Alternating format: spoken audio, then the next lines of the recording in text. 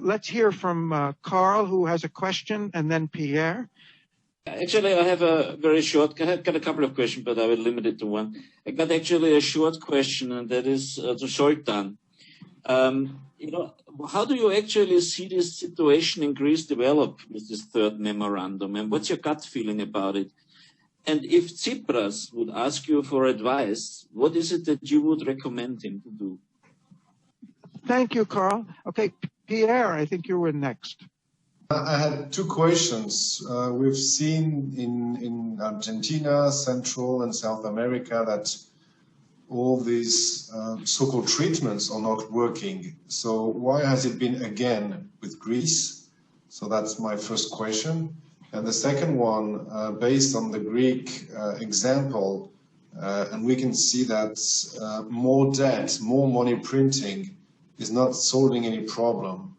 So for you, do you think that quantitative easing is saving or accelerating the collapse of our economic system? Thank you very much. Thank you, Pierre. Two good thought-provocative questions. So Dimitri, back to you. Just a few quick points. Indirectly answering or directly answering some of the questions raised earlier.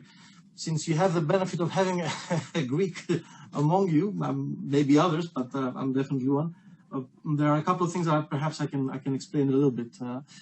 First of all, the rationale about entering the Eurozone, and Gary, I'm answering to your one of your points here. Entering the EU for Greece, Spain, and Portugal in the early 80s was largely a political decision, not an economic one, and it was driven by the need or the desire to normalize those countries and their position on the map of Europe soon after the end of their dictatorships. All three had dictatorships in the late 60s, early 70s, and in the case of Spain and Portugal for 40 years. The rationale for entering the Eurozone is different, and it can be questioned on many grounds.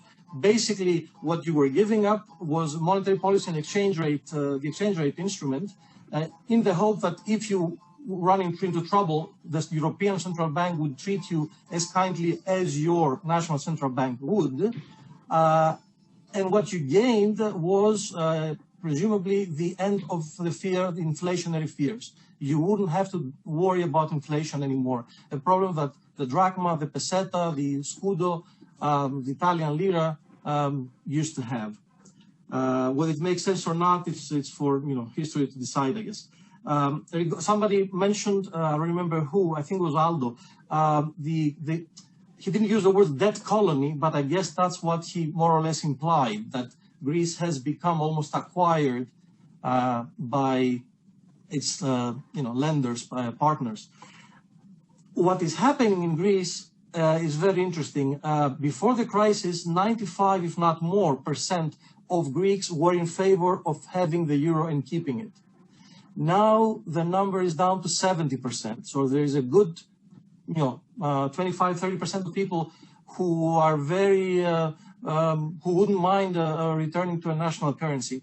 I would submit that if this third package doesn't work out, the next elections, not the ones we're having in Greece this Sunday, but the ones after that, will be basically, regardless of the parties participating, a referendum type elections on whether to stay in the euro or not. And it is not clear what the outcome would be at that time. And that applies, by the way, to other countries too. In Italy, there has been for a long time, before the crisis too, a strong movement in favor of returning to the national currency, to the Italian lira. Debt restructuring. Debt restructuring is not something to be considered a possibility or in case of failure of the package. It is part and parcel, probably the most important part of this new bailout package. It is the way the previous government, the Tsipras government, sold it to the Greek people and to the parliament, that it includes debt restructuring as part of it. And it should take place by the end of the year or beginning next year. I wanted to add something to tie the Greek crisis to the human-centered theoretical framework, which is the larger issue we're dealing with and you have been dealing with. And I'm taking on something that Gary said. What happened, and I think you timed it with the fall of the wall, the end of the Cold War, late 80s, early 90s, and we saw that in the south of Europe even more so. You had a huge boost in consumerism, and it had to do with what you alluded to.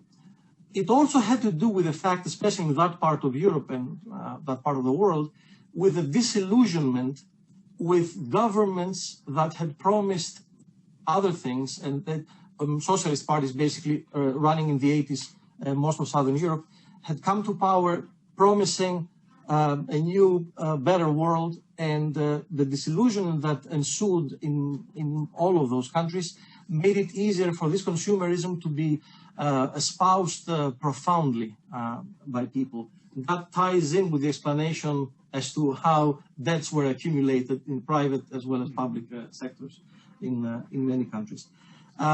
You also mentioned, Gary, about the need to at some point think about how we raise productivity and what do we do about the micro side of the economies once the macro issues are somehow dealt with.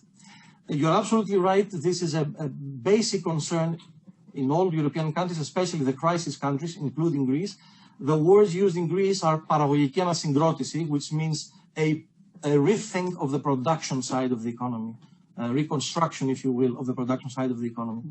And I submit that one of the things that my colleagues and I have been working on, called smart specialization, may be a useful tool. The Commission is applying it in the next iteration of what is called structural funds in the European Union. Just a final small point. The word radical is often used to describe the Syriza party, the party that was in power until 3 weeks ago in Greece, the party run by Tsipras. It is an unfortunate translation, in a sense. The word used in Greek in the title of the party is often translated as radical, but the word in Greek would be better translated as groundbreaking. Which is, far less onerous and ominous sounding than radical. To give you an idea, the right-wing party in Greece, the Conservative Party that was in power before the crisis, has the same word in the description of its own mantra. So it is not, by far, it shouldn't be translated as radical, because it can be misleading in many ways. Finally, there are important elements in the crisis in Greece that have to do with applying, and I think Gary and others mentioned this, a set of theories that I and others before me have labeled the Washington Consensus. In Greece, we have had the misfortune of having, in a sense, the perfect storm. We have had 1980s recipes stuck in the 80s, the Washington Consensus, applied, propounded by the IMF, and at the same time, a very conservative, almost pre-20th, 19th century view of the world propounded by the German government, largely in Europe. And a rethink about economics as a whole, not only about Greece, about economics in terms of the theoretical part of the profession, as well as the recipes, the applied part, I think would be very welcome. In the case of Greece, what it has created is taking, let me use a medical analogy to close again, taking a kid that had been running around and running a sweat in the cold, and the kid caught a very bad case of cold. Then putting it in an air-conditioned room with other kids that were very heavily dressed, caused that bad cold to turn into a heavy pneumonia. I'll stop there. Dimitrios, thank you very much for rich comments. We have a question from Hazel. Just to ask Zoltan if he and the Academy would give us permission to post this presentation that he just gave on ethicalmarkets.com on our page called Reforming Global Finance. Okay, we will get that. Okay. Thank you, Zoltan, because this is something that we would like to post also, and it'd be great if Hazel can do it. She's got a very rich, large audience, and very appropriate. Thank you. Okay, then Robert. I would like, first of all, to thank Zoltan and the others for this very lucid understanding of the Greek crisis. I think it's very instructive. It really represents an egregious failure of conventional economic theory. A better example could hardly be found, although I think the structural adjustment example that Mark alluded to earlier with respect to Africa in the 80s is equally informative. And then I wanted to say a word about Gary's emphasis on productivity and the need to increase productivity, as an antidote. I would like to. My comment is really that productivity is a difficult concept. I've been reading that know-how and knowledge is embedded in goods, and goods can be made widely available. And so that productivity in some sense is embedded in the goods and in the know-how with respect to the production processes of those goods.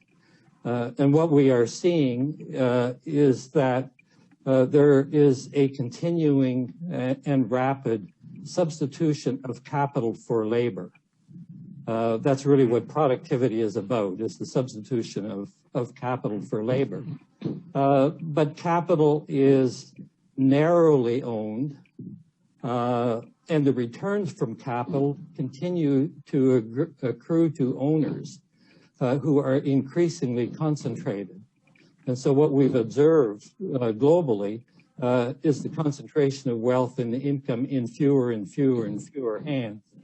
And it strikes me that this income distribution question is really at the root of the failure of economics. I can give you the reference to the book that I've been reading that makes this clear. It's a book called Why Information Grows: The Evolution of Order from Atoms to Economics. The author is somebody called Cesar Hidalgo, who is a professor in the MIT Media Lab. It's a very interesting read, and it seems to me it's this connection between the physical reality and the second law of thermodynamics and the distribution of income, and viewing economics from in an evolutionary sense is in a way where we have to go. Thank you.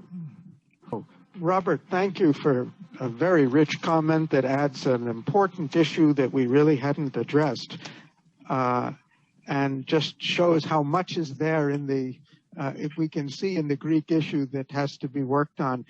Just one comment or clarification.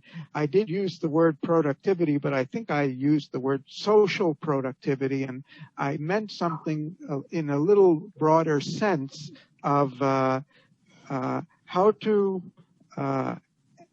fully engage the capacities of the society, not just in a narrow, how to get the energies of the society fully behind doing something that's going to help them build a better future. And I think what we've seen is there's been such a breakdown of the economic, political, and social system that we've paralyzed the energies of the society rather than giving some people a goal and an organizational mechanism by which they could all work to prepare their own better future. But your comment is right on and fully relevant. I have one question for Zoltan, and then I see Mark does, and then I think we can, if there are no others, then we'll turn it back and hear a second round from Zoltan. Zoltan, I wanted to go back to a point that you made about and I may, if I'm misrepresenting in any way, you'll correct me, I'm sure. But I got the impression from your comment that the bailout of Greece was really ended up being a bailout of the banking institutions, and not certainly not oriented towards the people. And it reminds me of a frequent criticism of the U.S. Response to the subprime mortgage crisis, and that is that we save the banks but let the homeowners die and go homeless. And so if you can comment or elaborate anything more on that, as to what extent the way our economic system is being run politically is really supporting the financial institutions or where the money is, rather than really directing political power and political will to maximize the welfare and well-being of people. Big question, but let's see. Mark, you had something to... I have a question to Zoltan, which is there seem to be quite a number of reports coming out of Greece, and also people that I've spoken to from there, who are referring to the way Greek communities are getting organized around cooperatives, local currencies, local non-monetary trading, building local food economies, in a whole range of what could be generally referred to as alternative modes of social organization and consumption. I'd be interested in your take on that. Great. Okay, if there's no other questions, Zoltan, we turn it back to you, and I think you have enough to comment on. Okay, thank you very much all for interesting questions. The general reading of the Greek crisis by the German media is incredibly biased and very, very superficial. So what the German taxpayers make their decision, based on what they make the decisions, how much they understand of Greece is extremely problematic. They have a very shallow and very ethno-essentialist view of Greece, and therefore their democratic decision is a very problematic democratic decision. Now, many of you asked the question whether Greece is being made an example of. Why is it that austerity hasn't worked? It's so obvious that austerity hasn't worked. You can prove with figures that in the majority of countries, austerity has been bad for the economy, and yet they're pressing, in a country like Greece, they're pressing more austerity. Why is this? And I think this ties in with this last question by Gary about how our political systems are being run as a holistic system. I think the key concept here is the concept of the captured state. So rather than the political system working for the common good, for the some kind of greater good of all of society, or as much of society as possible, actually our politicians in the last 30, 40 years have been basically promoting partial interests as opposed to the common good. And I blame the ideology of neoliberalism for this. I think what has been happening was neoliberals always came with this rhetoric of more market, more competition. But in reality, by weakening the state, what they ended up doing was they ended up serving special interests. So when the state becomes weak, special interests basically capture the political system. In the United States, this is done through intransparent party financing, things like Citizens United, super PACs, etc. Basically, the big corporations being the paymasters of politicians. And in Greece and other countries, it's similar. It's a very intransparent system. No one knows how much money goes from the oligarchs from big corporations, from shipping companies, etc., from construction companies to Greek politicians, and no one knows what they get back in return. Obviously, they're not doing it for charity. So, what kind of contracts, public procurement, favors, non-payment of media license fees? There's a whole range of things which they're getting back. The Greeks have a very good word for this, which is something like inside story, which basically says the next money and the politicians, and that's the explanation for why this is happening. The reason why austerity is still being introduced is because if you admitted that austerity has been bad for this country, it's been bad for Greece, it's been bad for Spain, it's been bad for almost everywhere where it's been implemented, the whole story of the last decades would unravel. You would expose Wolfgang Schäuble, the finance minister of Germany, as having implemented having forced austerity in the Southern European periphery, while at the same time bailing out German and Western European banks. And you don't want that, because he is now considered a successful politician. So Angela Merkel. Why would such an ad hoc body like the Eurogroup, which is basically an ad hoc collection of finance ministers from European Union member states, basically who are themselves politicians, and don't forget they're acting on their own political scenes. They have their political rivals. Many of them come from political parties with austerity in their own countries, or many of them are actually challenged by anti-austerity parties. So if the Irish or the Spanish finance minister were to say, let Syriza govern in an alternative way, move beyond austerity, tomorrow political parties like Podemos or Sinn Féin in Spain or Ireland would basically win the election.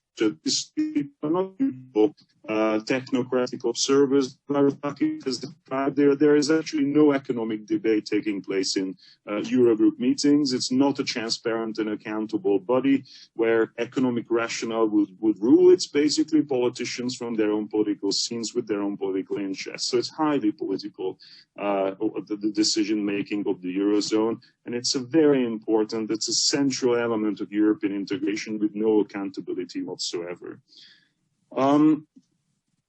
The ethical behavior, forgive me for using this term, but asking for ethical behavior from these people is a bit naive.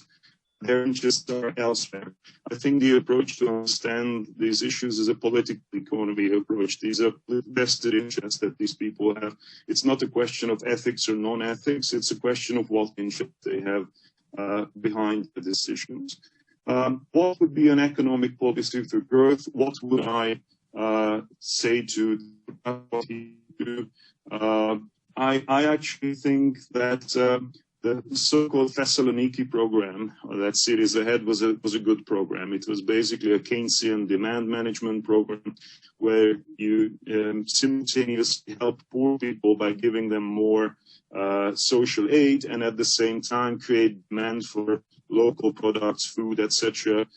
In Greek society. So small and medium-sized enterprises, bigger firms also have demand for their products and services. And at the same time, it was also a Nordic model program, by no Scandinavian model, which is a competition strategy based on, as many of you have stressed, increasing the productivity of the economy. So rather than decreasing wages and competing with wages as the kind of race to the bottom strategy in the global economy, the Scandinavians have chosen the opposite. They have chosen to increase the productivity of their economies and therefore pay higher wages to people with higher skills. And the central element of that is increasing human capital. The Germans have basically done the opposite. The Germans have decreased their human capital. They hardly invest in human resources. They have made these mini jobs and €1 jobs, and a precariat has come about in Germany, which did not exist before. And Greece, in a sense, is an extreme case of a country which does not invest in its human resources almost at all. I mean, if you look at the figures for research and development in Greece, Greece spends something like 0.6% of its GDP. In terms of industrial policy, I am not sure I would do industrial policy in Greece. In this aspect, I'm quite pro-market. I think that there's a very high likelihood that there would be a misinvestment. I would invest into human resources, into public infrastructure, into anti-corruption, basically what the Scandinavian states are doing, improve the productivity of the economy and let the market figure out what exactly it would be that Greece could move forward. I agree that there is an enormous need for a structural reform in the structure of the Greek economy. I have my own ideas. I actually think that, for instance, renewable energy would be a massive boost to the Greek economy. This is the most sunny country in all of Europe.